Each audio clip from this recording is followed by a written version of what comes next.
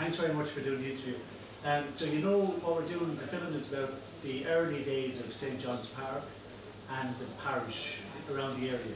So we're just asking, I suppose, let's start with, how did you end up out here, John? I was living in Wexford at the time, at a pub in Wexford, and two people who became great friends of mine, Johnny Keown and John Prendergast, were on what we call the ale lorry, as distinct from the Guinness lorry. And that was the local brewery here, the Cherries Brewery. And Johnny Keown came down to Wexford, met with his wife, and they stayed with us. And Johnny Keown said one day, do you know there's a pub for sale in Waterford that suits you down to the ground? And so it was close to Tramore races, the August meeting in Tramore. So we came over to the races and we met the owner here, Mr. Conway, and did a deal with him. It took a while, but we managed to do the deal. And so we came here. My wife and I at the time were 25, 26 years of age, thereabouts. And we found the people here very much like the people of Finglas East in Dublin, rather than Finglas West. That was a divided community, really.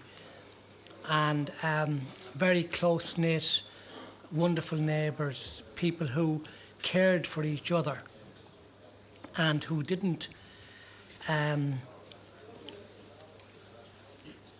stop for 1 minute to help each other out in any given situation that they were in.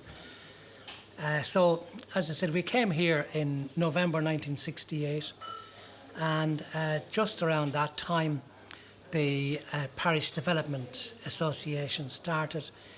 There was a wonderful group of people in that, headed by Johnny Butler, Tommy Quilty, Tommy White, too many people to actually mention. And they worked on the area. They built a playground for children. And it was a wonderful experience for Mary and myself, Mary being from County Waterford, and my mother also, God rest her soul, being from County Waterford. We had no problem in settling in amongst Waterford people. And did you live over the pub? Oh yeah. Actually, the first day we came here, the living accommodation wasn't finished. So Mr. Conway arranged with his daughter that we would stay with her out in a place called Love Lane in Tramore. We thought that name was a bit funny, but it is what it is. And we stayed out with Joyce on that first night. And he wanted us to stay there the second night, and we said, no, we're going in over the pub. Anyway, we had an awful lot to do here to open it. Mr. Conway didn't run the pub, and it was a lot of cleaning and furniture and different things to do, so we insisted on staying here. And we went upstairs on a ladder. And when we got into the living room, there was no fireplace. There was just a hole in the wall. There was no stairs? There was no stairs, no fireplace. The room that is now the store, and was in the initial stages the small bedroom, there was no wall. One of the walls missing on that. It was on the side of the stairs. So anyway, with great industry, Mr. Conway had people out here every night for a month or more, doing bits and pieces and setting the place up. And we spent our first week, as I said, we opened the pub here on the 28th of November, 1968, and on Christmas Day, I'll never forget, we sat down with our 3 children.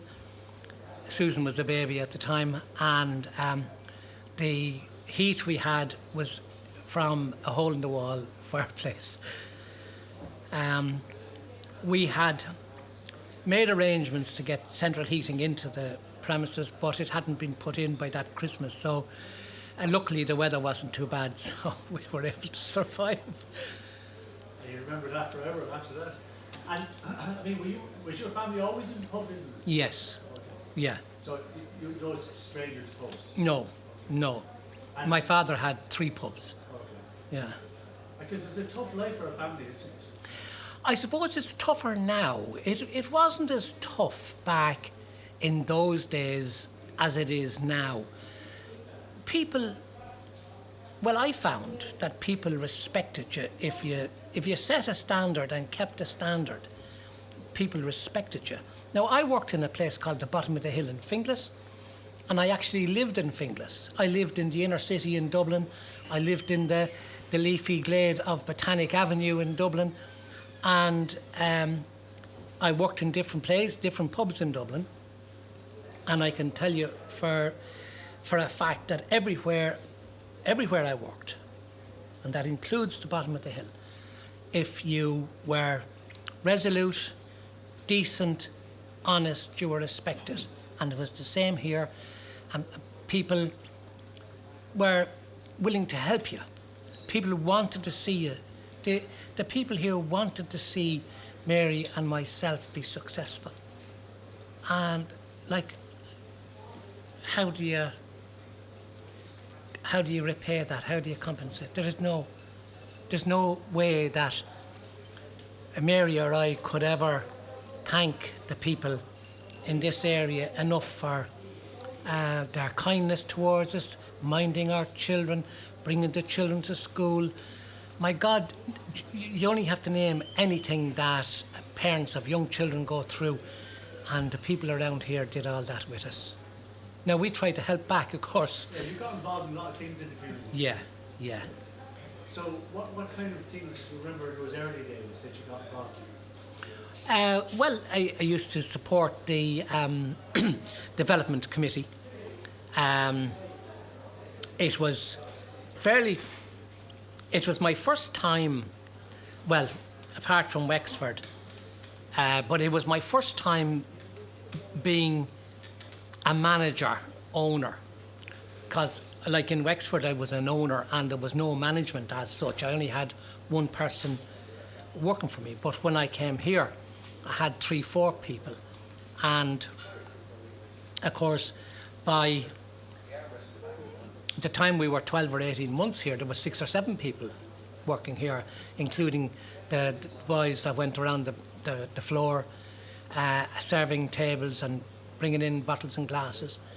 And one of those was Jimmy Nolan. And Jimmy has a wonderful article on the 60th birthday of St. John's Park, where the University of Brady's pub was the start of his real education, you know. Can you remember those characters that he talks about? Oh yes, vividly. Yeah, tell us about some of them.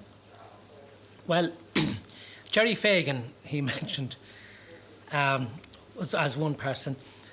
And Jerry told me that when he arrived down from Dublin, Clondalkin in fact, to open the paper mills, and he arrived here with his wife and a couple of kids, and there was a trench down along the front of the houses here in the German Road, and the workers had to put a plank across the trench so that himself and his wife could and children could get into the house. Number 39, I think, is their number. And he said that plank, he said, remained there for several months before all the services were connected up and all the rest. So now he was one. He was a great character. Bobby Sinnott. Bobby Sinnott was a very wonderful person. His wife died when he was young, leaving him with, I don't know, 6 or 7, maybe 8 children.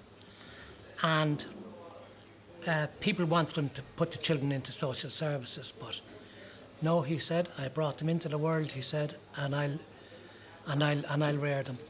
And he did, and he worked in the paper mills as a lorry driver, picking up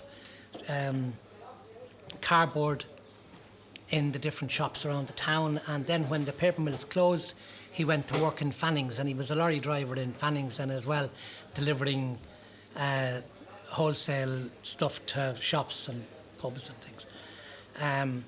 Great character. Loved the fire here. There was when I point here over my shoulder, the fireplace used to be, and himself and a guy called Billy Lacey that Jimmy didn't mention, and Jack O'Shea, you couldn't leave a bucket of coal beside the fire because they'd hump the whole lot onto the fire and it'd be out in the middle of the floor. And of course at that time we didn't have carpets and all that. We had tiles on the floors, and the tiles got a few scorch marks from the antics of the boys, but it was all in good. There was another character, Tommy Kennedy, lived across the road, and Tommy was one of these people that was gruff, I suppose would be a way of saying it. His heart was in the right place, but his mouth was, And of course, you had Toddy Carey lived across the street there, a wonderful glass cutter. He cut an electric light bulb one day. There was himself and another cutter, a foreigner. They were both arguing as to which of them were the best glass cutter. So anyway, Toddy decided that he was going to cut the bulb that the foreign guy was working on for cutting his glass. The glass had a heavy light to look through the glass. So Toddy went down and he cut the glass anyway. And when the foreign gentleman discovered that he couldn't cut the glass because his bulb had been interfered with, he went up to management and complained that somebody had cut his bulb. And Toddy owned up, and Toddy says, now he says, I'm the best cutter. And Joseph O'Brien, another great character, died very recently. He has some of his pieces, he was an engraver, and he has some of his pieces above in Collins's Barracks in Dublin. And he sold, when the glass factory closed, he bought lumps of glass, blocks of glass from not John Williams, but one of the Williams brothers.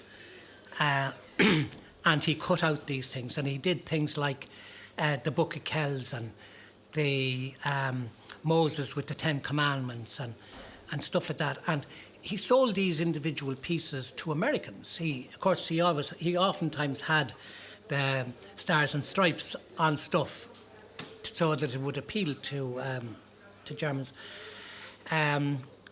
Sammy Winters across the road, Hubert, Peary Power. Look, I could go on all day. I could really. I wouldn't have enough time to talk about all the people. Jimmy Cleary. Now, the first night we had a sing-song here, and Jimmy's daughter was there at the back of me. Jimmy Cleary sang The House with the Whitewashed Gable. And of course, and he sang that for years and years and years.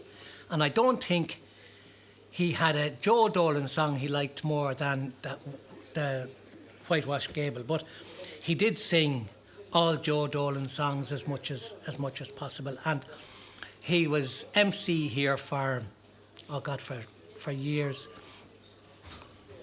He left us for a while, and then he came back and he did MC again.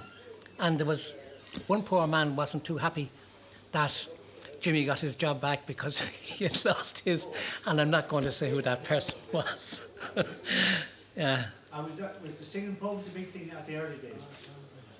Yes, the singing pubs was a great thing for the people of Waterford. I had witnessed the singing pubs when I had the pub in Wexford, and also in Wexford it was huge. It still goes on in Wexford today. It was the ideal, the singing pubs and the soccer pubs.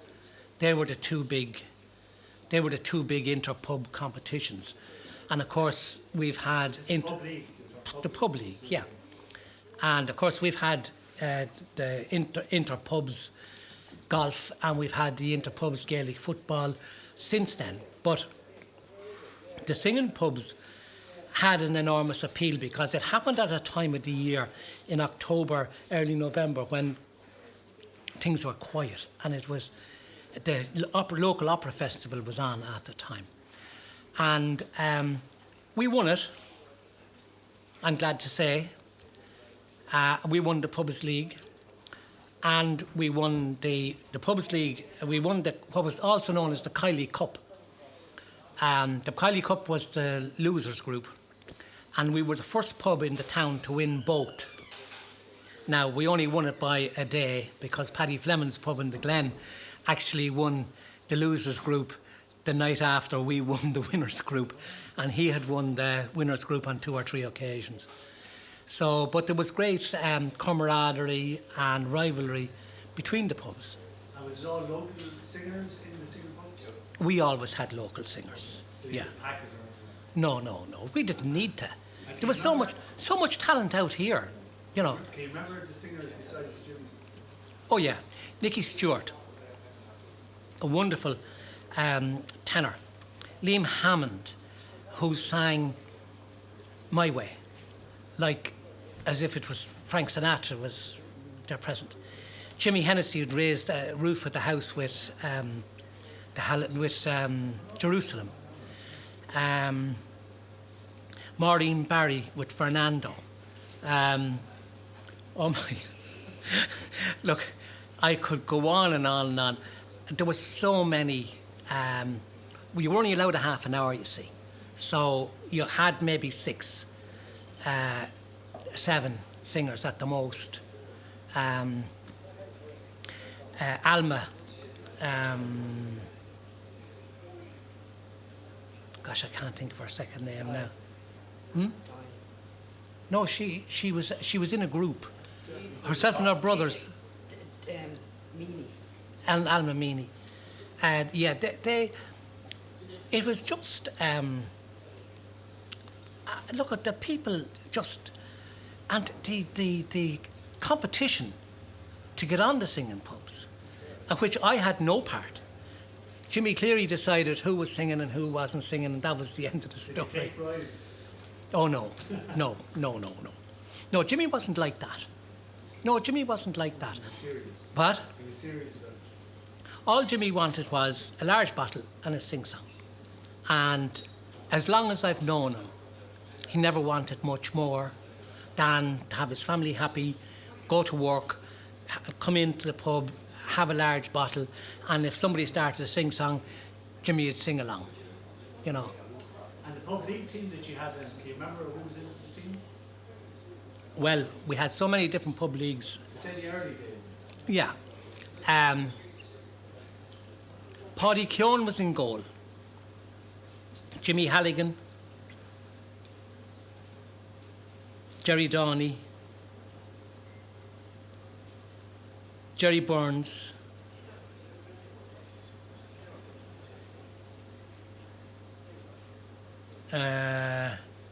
Whacker, Butler, mostly the lads from St. John's Park, John Stewart, Billy Kelly, what do you call them, Daly. There was, down through the years, there was just so many that I couldn't tell you which team was which. Shamie Code, who was a barman here with us, Shamie ran the pubs league, and Shamie was a brother-in-law Jimmy Cleary's. So we were very nepotic in the way we did our business here. Nepotism was high on the list. And South End obviously were hugely successful. No, Johnville, yeah. They were hugely Yeah, successful. hugely successful. They won the Munster Junior Cup. They went to the final of the FAI Junior Cup. They won so many leagues and cups here in the local league by the year. And my sons played for them. And my son Declan was on the only Johnville team to win both the minor league and minor cup. And I'm not sure if any other club in the town has or had at that time won both. But and Declan went over and played in Kilcoan Park. I didn't like the way he was treated, so I took him out of it after. He only played one game and I took him out of it. But I mean, Waterford soccer team were mega at that stage, weren't they? In the early Oh yeah. Here, where these last four houses are, there was a path over along there. And the dog track at the time had a galvanised wall, and the lads used to go into the soccer match through the galvanised wall, you know. And no matter how often the dog track would fix the galvanised wall, it still managed to be breached on the next occasion. Yeah.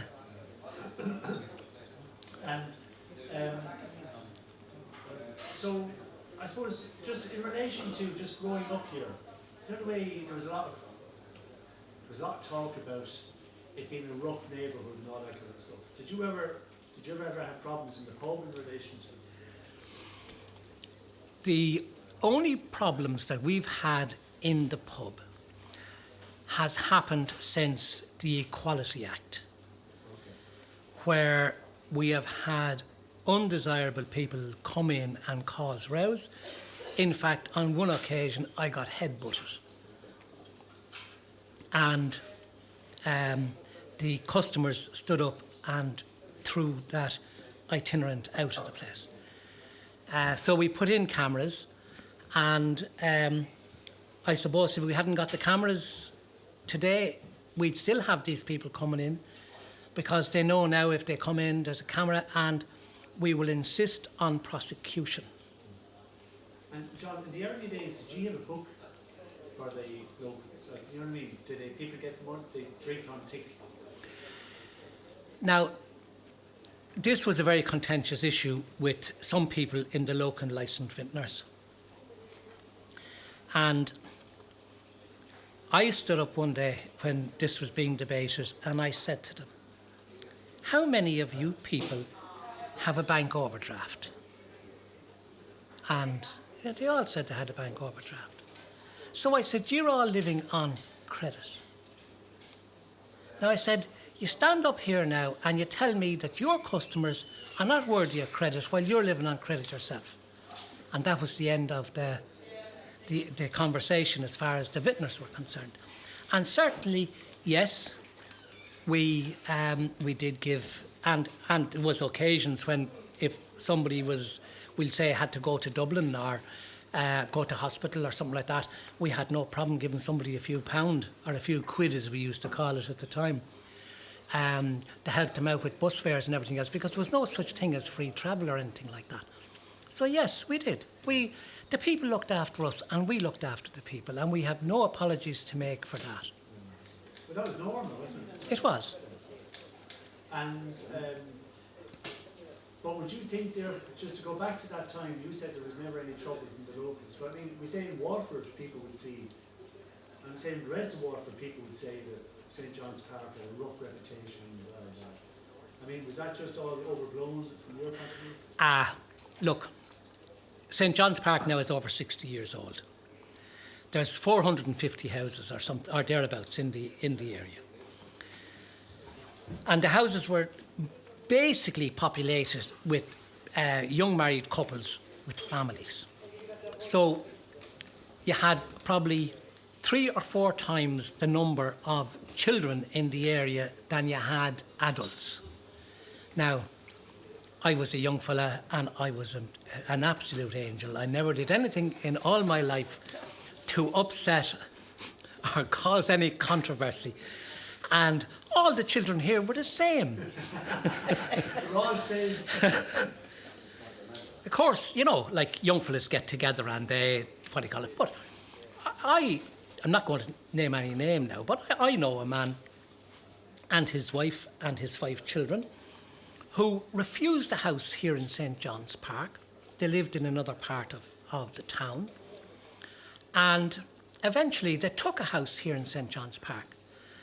And they said to me, we made a terrible mistake not taking the house here in the first instance. You know? So, Well, what certainly comes across a lot is a very strong community.